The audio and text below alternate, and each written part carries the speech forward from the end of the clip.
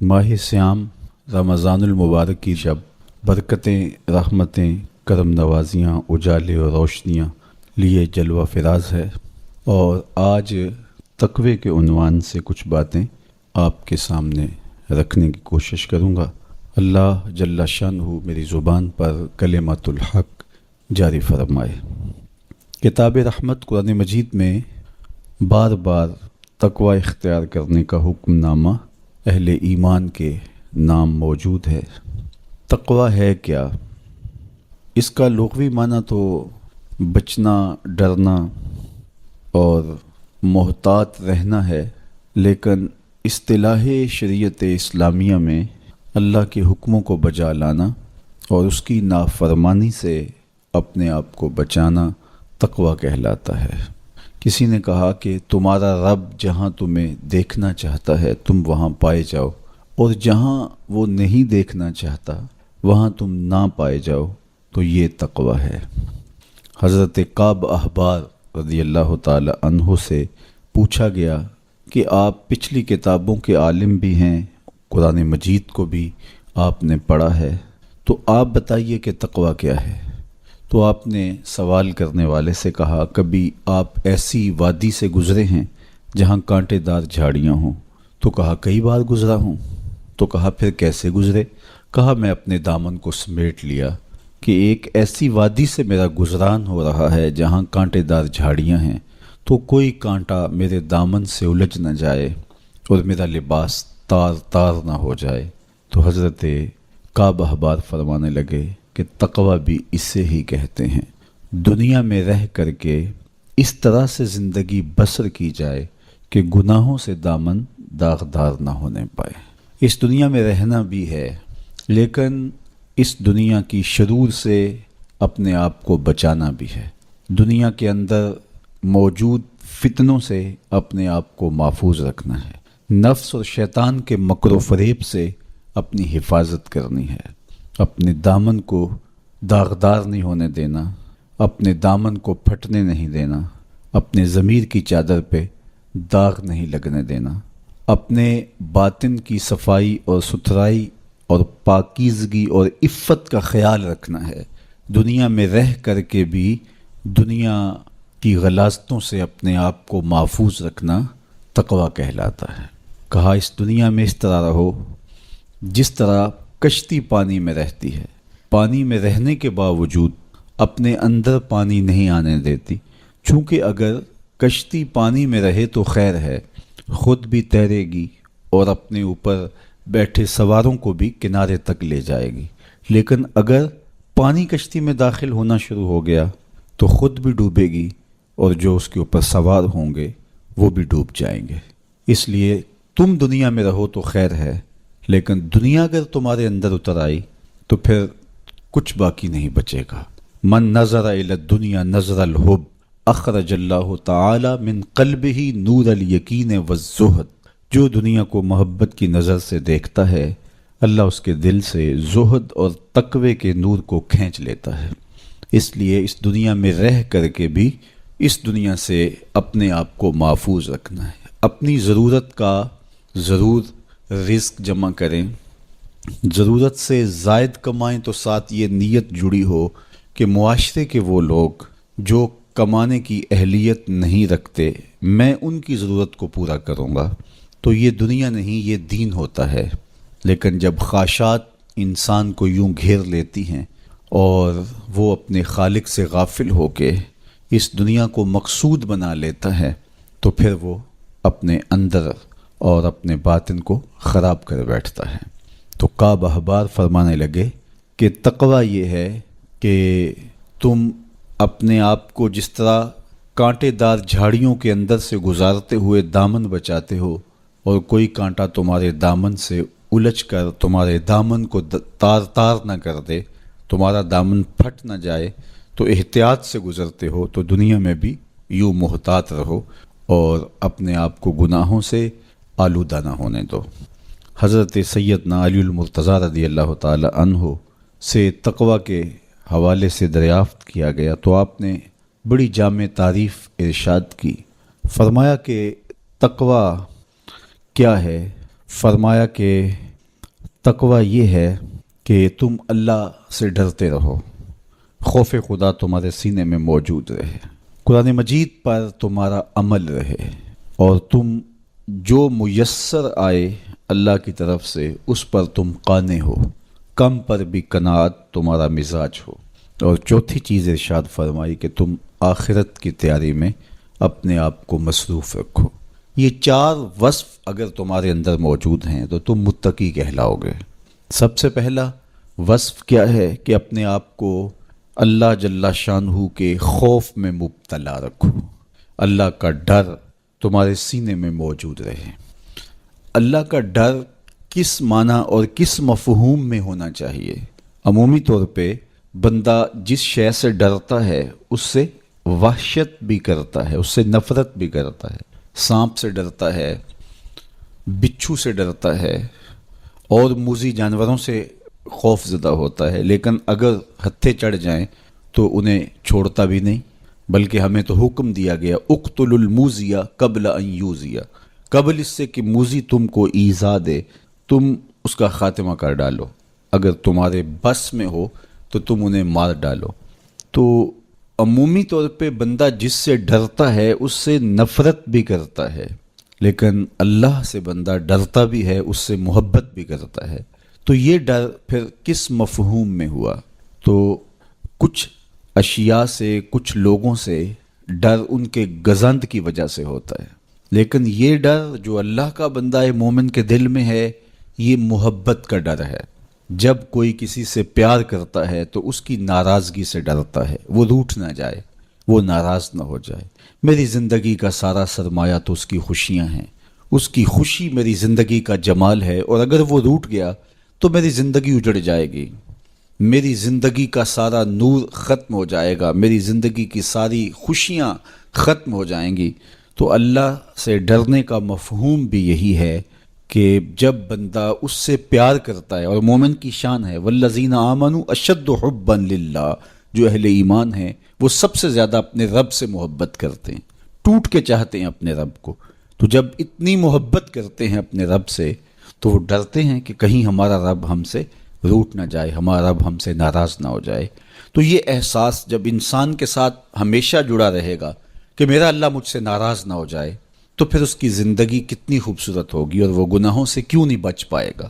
تو سیدنا علی المرتضیٰ رضی اللہ تعالیٰ عنہ فرماتے ہیں کہ تقوی یہ ہے کہ تمہارے دل میں اللہ کا خوف بیٹھا رہے اور اس کی ناراضگی سے تم ڈرتے رہو، اور یہ احساس تمہاری زندگی میں جمال اور خوبصورتی پیدا کرے گا۔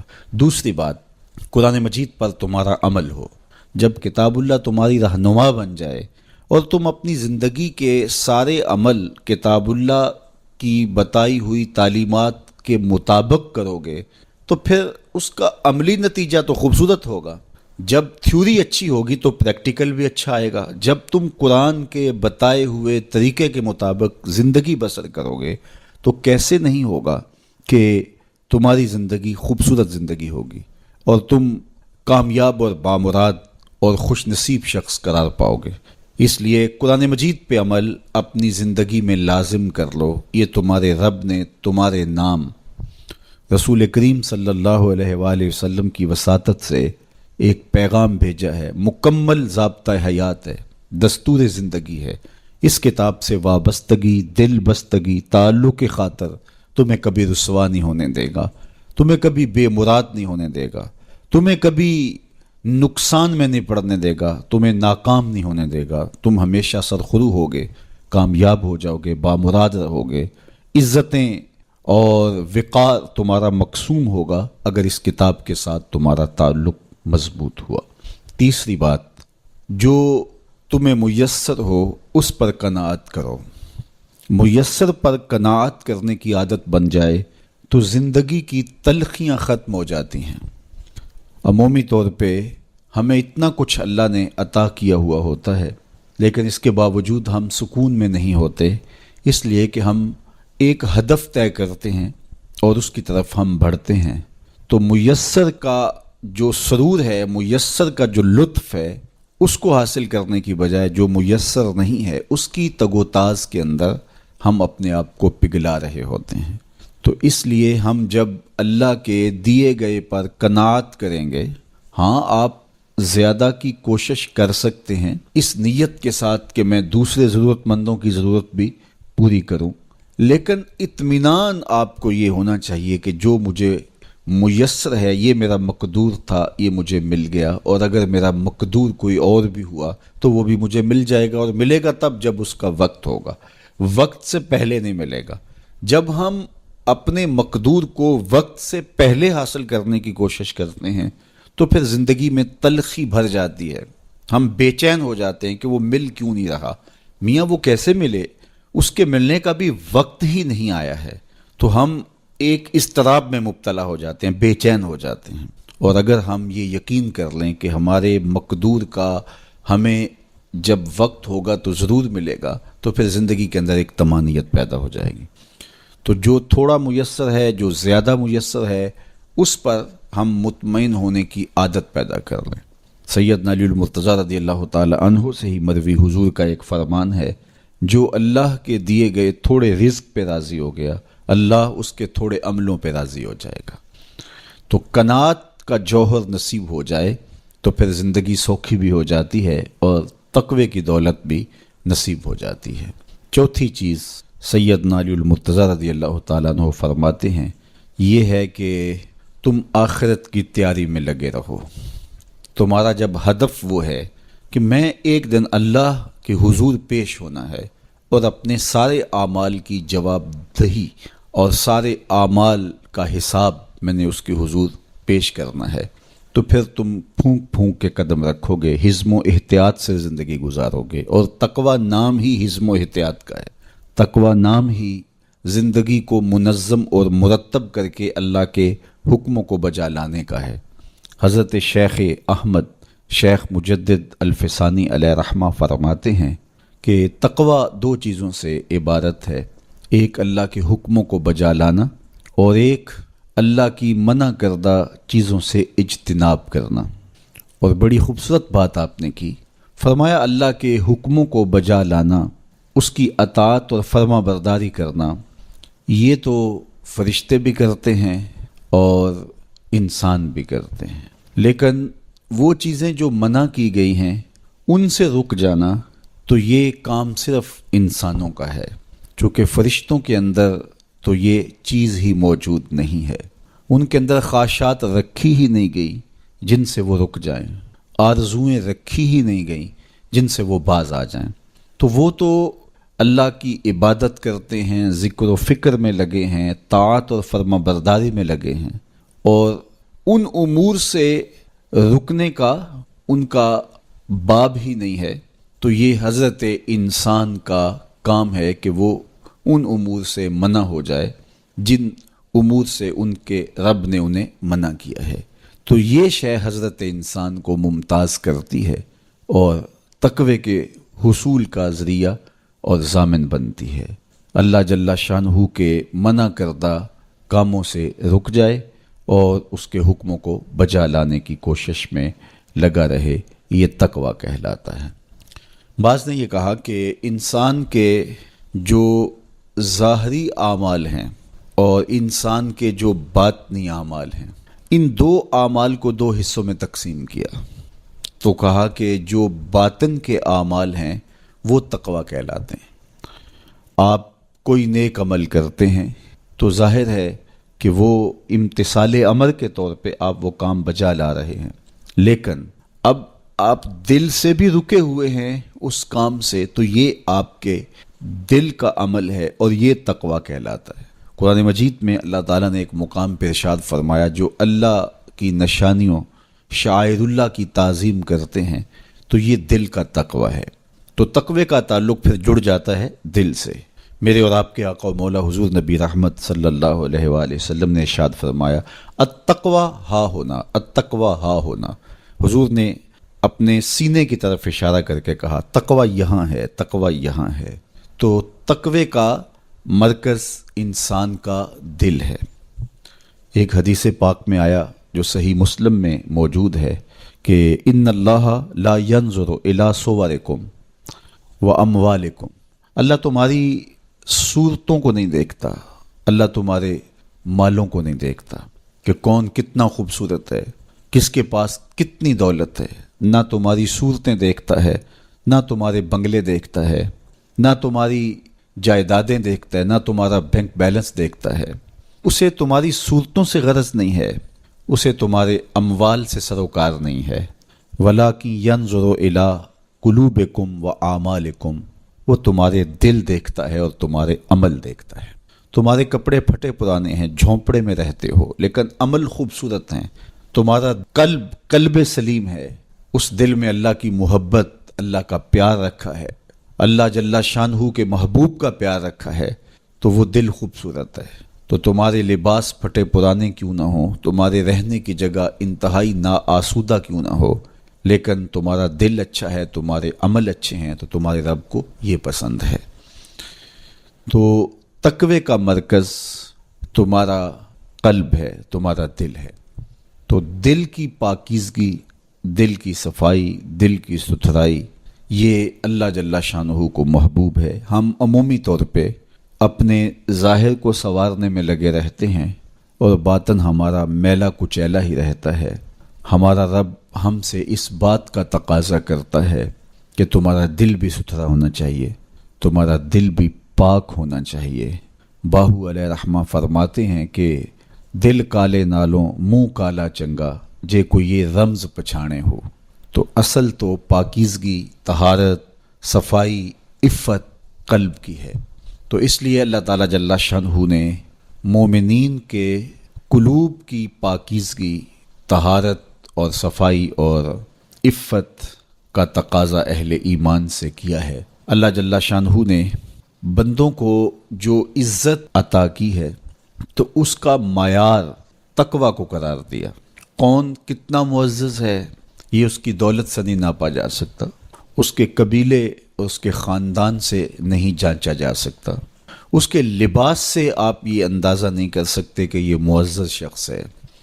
کسی شخص کا کسی قوم سے تعلق ہے اور وہ گوری رنگت والی قوم ہے، یا وہ کسی اور رنگت سے متعلق ہے، تو وہ اس کی عزت کا ظرف نہیں ہے۔ ان اکرمکم عند اللہ اتقاکم، تم میں سے معزز وہ ہے جو متقی ہے، جو پرہیزگار ہے۔ دیکھیے ابو لہب قریشی النسب تھا، لیکن خوبصورت ہونے کے باوجود، عالی مرتبت نسب رکھنے کے باوجود آج بھی اس پر لعنتیں برس رہی ہیں۔ اور بلال حبشی رضی اللہ تعالیٰ عنہ رنگ کے کالے تھے اور نسباً غلام تھے، لیکن تقوی کی دولت نے، ایمان کی دولت نے ان کو اس مقام پہ کھڑا کر دیا کہ وہ ہاشمی النسب شخص تقوی اور ایمان کی عدمیت کی وجہ سے ان کے قدموں سے لگی ہوئی دھول تک بھی نہ پہنچ سکا، اور وہ عزتوں کے اس شرف کو حاصل کرتے ہیں جو انہی کا مقسوم ہے۔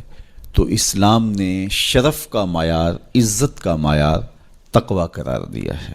تو اس لیے ہمیں تقوی کو حاصل کرنے کے لیے کوشاں رہنا چاہیے اور ایسے اعمال بجا لانے چاہیے کہ جس سے ہمیں تقوی حاصل ہو۔ حضرت شیخ احمد مجدد الفسانی علیہ رحمہ فرماتے ہیں، جو شخص اپنے اوپر 10 چیزوں کو لازم کر لیتا ہے تو لازمی نتیجہ یہ ہوتا ہے کہ وہ متقی بن جاتا ہے۔ وہ 10 چیزیں کون سی ہیں؟ ماہ صیام کے ان حسی لمحوں میں ہمیں وہ 10 اوصاف اپنے اندر پیدا کرنے چاہیے تاکہ ہم متقی بن جائیں، اور متقی اللہ کے محبوب بندے ہیں۔ تقوی اختیار کرنے والے اللہ جل شانہ کی رحمتوں کے خاص مستحق ہیں۔ جنہیں تقوی کا نور نصیب ہوتا ہے وہ اللہ کی رحمتوں کے سائے میں آ جاتے ہیں۔ اگر ان پر مصائب، آلام، مشکلیں آتی ہیں تو ان کے تقوی کی وجہ سے اللہ انہیں راستے عطا کر دیتا ہے۔ وَمَن يَتَّقِ اللَّهَ يَجْعَل لَّهُ مَخْرَجًا وَيَرْزُقْهُ مِنْ حَيْثُ لَا يَحْتَسِبُ۔ اللہ اکبر۔ ارشاد فرمایا کہ جو اللہ سے ڈرتا ہے، تقوی اختیار کرتا ہے، اس کے لیے ہم مصیبت سے نکلنے کے راستے پیدا کر دیتے ہیں، اور اللہ جل شانہ اس کے لیے وہاں سے رزق عطا کرتا ہے جہاں سے اسے گمان بھی نہیں ہوتا ہے۔ تو یہ تقوی کا نتیجہ ہے جو اہل تقوی کو نصیب ہوتا ہے۔ تو حضرت شیخ نے 10 وہ امور بتائے جو اپنے اوپر لازم کر لینے سے تقوی نصیب ہوتا ہے۔ سب سے پہلی بات آپ فرماتے ہیں زبان کو غیبت سے بچائے۔ اتقاء کے حصول کے لیے زبان کو پاک کرنا ضروری ہے۔ انسان کے زیادہ تر گناہ اس کی زبان کی وجہ سے ہیں، اور غیبت یہ بدترین عمل ہے، اور اس کو بدکاری سے بھی برا قرار دیا گیا ہے۔ الغیبت اشد من الزنا، تو اپنی زبان کو غیبت سے بچائے۔ دوسری بات ارشاد فرمائی کہ بدزنی سے بچے، کسی سے خواہ مخواہ بدگمان ہو جانا اور اپنے دل کو کسی کے لیے میلا کر لینا اور اس کی بدگمانی دل میں پالنا، تو یہ تقوی کے منافی ہے۔ تو کسی کی بدگمانی سے، بدزنی سے اپنے دل کو بچائے، زبان کو غیبت سے بچائے، دل کو بدگمانی سے بچائے، اور مسخرہ پن سے بچے، بات بات پہ ٹھٹھے مار کے ہنسنا اور اس طرح کی زندگی بسر کرنا۔ اور آج کل تو جب بھی دوست احباب اکٹھے بیٹھتے ہیں تو سنجیدہ اور متین باتیں کم ہوتی ہیں، زیادہ وقت لطیفوں میں ہی کٹ جاتا ہے۔ انسان کو خوش مزاج ہونا چاہیے، اس کی طبع میں شگفتگی ہونی چاہیے، لیکن شگفتگی، خوش مزاجی اور مسخرہ پن میں فرق ہے، اس کو سمجھنا چاہیے۔ سنجیدہ اور متین زندگی یہ مومن کی زینت ہے، انسانیت کا حسن ہے۔ اس لیے تقوی کے حصول میں مانع ہے مسخرہ پن۔ اگر کوئی شخص متقی بننا چاہتا ہے تو اس کو سنجیدہ اور متین بننا ہوگا۔ طبیعت کی خوش مزاجی یہ معنی نہیں ہے، لیکن مسخرہ پن اور چیز ہے، اس سے روک دیا گیا۔ چوتھی چیز حضرت شیخ احمد فرماتے ہیں کہ اپنی آنکھ کو حرام سے بچائے۔ اپنی آنکھ کی حفاظت کرنے سے تقوی حاصل ہوتا ہے۔ جب آنکھ خراب ہوتی ہے تو دل خراب ہوتا ہے، جب دل خراب ہوتا ہے تو پھر پورا بدن خراب ہو جاتا ہے۔ اس لیے وہ دروازہ جو کھلا ہے اور اس سے بدی شر اندر اتر رہی ہے، اور پھر اس سے آپ کا سارا نظم ہستی برباد ہو رہا ہے، تو اس دروازے کو بند کریں، تو اپنی آنکھ کو حرام سے بند کریں۔ پانچویں چیز ارشاد فرمائی ہمیشہ سچ بولے۔ جھوٹا شخص کبھی متقی نہیں ہو سکتا۔ اتقاء کے حصول کے لیے اپنے آپ کو سچ کا خوگر بنانا ہوگا۔ سچ کے بغیر کبھی نہ بولیں۔ جھوٹ بولنے والے کی زبان سے شر پھیلتا ہے، اور جب کوئی شخص جھوٹ بولتا ہے تو حدیث پاک میں آتا ہے اس سے بدبو نکلتی ہے، جس کو عام لوگ تو نہیں سونگھ پاتے، لیکن اللہ کے فرشتے 1 میل دور پیچھے ہٹ جاتے ہیں۔ تو مومن سچا ہوتا ہے، مومن جھوٹا نہیں ہوتا، اور تقوی کے حصول کے لیے سچ شرط ہے۔ چھٹی چیز ارشاد فرمائی ہر حال میں اللہ کا احسان مانے۔ جب کوئی بھی انسان پر بہتری آئے تو اس وقت یہ کہے کہ یہ میرے رب کا احسان ہے کہ مجھے یہ حاصل ہوا ہے۔ بہت سارے لوگ اپنی محنت کا نتیجہ قرار دیتے ہیں کہ یہ میں نے کیا تو اس کے نتیجے میں یہ ملا۔ بسا اوقات آپ کتنا سیدھا کام کر رہے ہوتے ہیں، کتنی محنت کر رہے ہوتے ہیں، لیکن نتیجہ اس کے برعکس آ رہا ہوتا ہے۔ سیدنا علی المرتضیٰ رضی اللہ تعالیٰ عنہ فرماتے ہیں میں نے اللہ کو اپنے ارادوں کی شکست سے پہچانا، تو یہ اس کی کرم نوازی ہے کہ اس نے ایسا کر دیا۔ صحت میرا کمال نہیں، یہ اللہ کی عطا ہے۔ علم میرا کمال نہیں، یہ اللہ کی عطا ہے۔ لہجوں کی خوبصورتی یہ اس کی عطا سے ممکن ہے۔ اس نے آنکھوں میں روشنائی رکھی، اس نے توفیق عمل نصیب فرما دی، اس نے اچھائی کی راہوں پہ گامزن کیا، ماہ صیام میں روزہ رکھنے کی توفیق ہوئی، صلاۃ التراویح میں حاضری کا موقع میسر آیا، دیگر صالح اعمال تلاوت کلام مجید نصیب ہوئے، تو مت سمجھے کہ یہ کوئی میرا کمال ہے۔ اللہ کا احسان مانے گا تو غرور پیدا نہیں ہوگا، تکبر پیدا نہیں ہوگا۔ تو ہر حال میں اللہ کا احسان مانے، جو بھی خیر اس کو ملے وہ کہے یہ میرے رب کی طرف سے ہے، اور اگر اس کا کرم نہ ہوتا تو یہ عمل مجھے نصیب نہ ہوتا۔ اور کتنے عمل ہیں کہ نصیب ہونے کے بعد عجب سے، تکبر سے، ریاکاری سے برباد ہو جاتے ہیں۔ کیتی کتری پئی کھو محمد تے سکہ بنیا زردہ، کتنے عمل ہیں کہ برباد ہو جاتے ہیں، تکبر آ گیا، عجب آ گیا، ریاکاری آ گئی، تو یہ اس کی طرف سے ہی ہے۔ تو جب یہ کہے گا تو عجب، تکبر، غرور کچھ پیدا نہیں ہوگا، تو پھر عمل قبول ہوگا اور انسان تقوی کی منزل تک پہنچے گا۔ ساتویں چیز، اپنا مال راہ حق میں خرچ کرے، ناحق راستے پر ایک درہم بھی خرچ نہ کرے۔ کمایا ہوا مال راہ حق میں خرچ کرنے سے اتقاء کی دولت نصیب ہوتی ہے۔ اللہ قیامت کے دن بندے کے قدم اپنے حضور سے ہٹنے نہیں دے گا جب تک اس سے 3 سوال نہیں کر لے گا۔ ان میں سے ایک سوال یہ ہوگا کہ مال کمایا کہاں سے، مال خرچ کہاں کیا۔ جس طرح مال حلال کمانا ضروری ہے، مال کو جائز جگہوں پہ خرچ کرنا بھی ضروری ہے، حق کے راستے پہ خرچ کرنا بھی ضروری ہے۔ اس لیے یہ اپنی طبع کے اندر لازم کر لے کہ کبھی بھی اس کا مال کسی ناجائز اور فضول کام میں خرچ نہ ہو، راہ حق میں اس کا مال لگے۔ 8ویں چیز، نفس کے لیے کبھی بڑائی بلندی نہ چاہے، اس سے طبیعت میں سرکشی آئے گی اور تقوی کے راستے میں یہ عمل مانے ہے۔ اور نمازوں کی حفاظت کرے۔ نمازوں کی اگر حفاظت نہیں کرتا تو باقی سارے عمل اس کے پاس ہیں، تو وہ متقی کیسے بن سکتا ہے؟ چونکہ یہ تو اسلام کا بنیادی فریضہ ہے جو اہل ایمان پر لازم کیا گیا ہے، جو کسی صورت کے اندر بھی، حتیٰ کہ حالت بیماری کے اندر بھی معافی جس کی نہیں ہے، سفر کے اندر بھی نماز کی معافی نہیں، مختصر کر دی گئی، قصر کر دی گئی، لیکن معافی نہیں دی گئی۔ حالت جنگ کے اندر بھی اس کی معافی نہیں ہے۔ تو نمازوں کی محافظت کرے۔ اور 10ویں چیز، حضرت شیخ فرماتے ہیں عقیدوں کی صحت کا خیال رکھے، اپنے عقیدے، اپنے نظریات خوبصورت رکھے، وہی جو طریقہ مبارکہ اہل سنت و جماعت کے بزرگوں کے عقائد تھے اور شروع سے صحابہ سے لے کے دور موجود تک چلے آ رہے ہیں، ان کی مطابقت کے اندر اپنے عقیدے رکھے۔ نظریات کا عکس اعمال پہ ہوتا ہے، اگر نظریات اچھے نہیں ہیں تو اعمال بھی اچھے نہیں ہیں۔ تو یہ 10 خوبیاں اور 10 چیزیں اگر کسی شخص نے اپنے اندر لازم کر لیں تو پھر لازمی نتیجہ یہ ہے کہ وہ متقی بن جائے گا، وہ پرہیزگار بن جائے گا۔ روزے کا مقصد بھی تقوی ہے، تو یہ بات ذہن میں رکھیے گا کہ صرف روزہ ہی نہیں، ہر عمل خیر کا مقصود تقوی ہے۔ تقوی کا حصول یہ اہل ایمان سے تقاضا ہے ہمارے رب کا کہ وہ متقی بن جائیں۔ متقی ایک صاف ستھرا انسان ہوتا ہے، پاکیزہ وجود ہوتا ہے۔ متقی شخص کسی کو ضرر نہیں دیتا، کسی کو دکھ نہیں پہنچاتا، وہ کسی کا حق غصب نہیں کرتا، کسی پر ظلم، زیادتی، جور و تعدی سے پیش نہیں آتا، وہ لوگوں کے حقوق کی پاسداری کرتا ہے، وہ اپنے فرائض کو پورا کرتا ہے، وہ خلق کے حق کو بھی ادا کرتا ہے اور خالق کے حق کو بھی ادا کرتا ہے۔ وہ دھرتی پر اللہ جل شانہ کی رحمتوں کا روپ ہے، دھرتی کا بوجھ نہیں ہے بلکہ دھرتی کی زینت ہے۔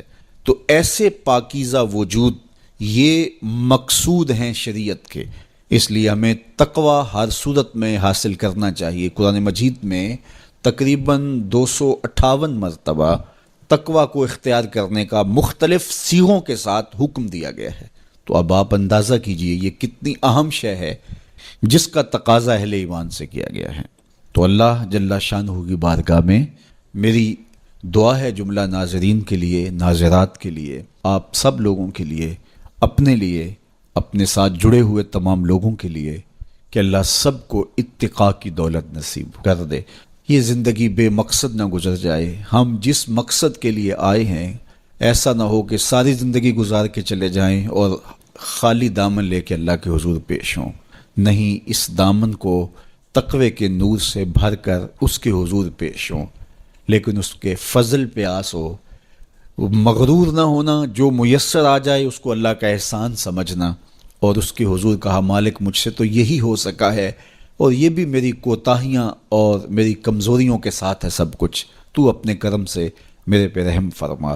تو اللہ تعالیٰ کو ایسا بندہ بڑا پسند ہے جو اس کو راضی کرنے کی کوشش میں لگا رہتا ہے ساری زندگی۔ آپ کے پاس ایک ملازم ہے اور وہ کمزور ہے، لیکن سارا دن کوشش میں لگا رہتا ہے، کبھی وہ دیواریں صاف کر رہا ہے، کبھی وہ آپ کے دروازے پر کپڑا لگا کے اس کو صاف ستھرا کر رہا ہے، کبھی پانی آپ کو پیش کر رہا ہے، کبھی آپ کی گاڑی کو کپڑا لگا کے صاف کر رہا ہے، کبھی اور آپ کے کام میں لگا ہے، اور وہ کمزور ہے، کبھی بیچارہ تھک کے دھوپ میں بیٹھ بھی جاتا ہے، کبھی اس سے ہوتا ہے کبھی اس سے نہیں ہوتا، لیکن وہ نیت سے برا نہیں ہے، ہر وقت اس کی کوشش ہے کہ صاحب مجھ سے راضی ہو جائیں۔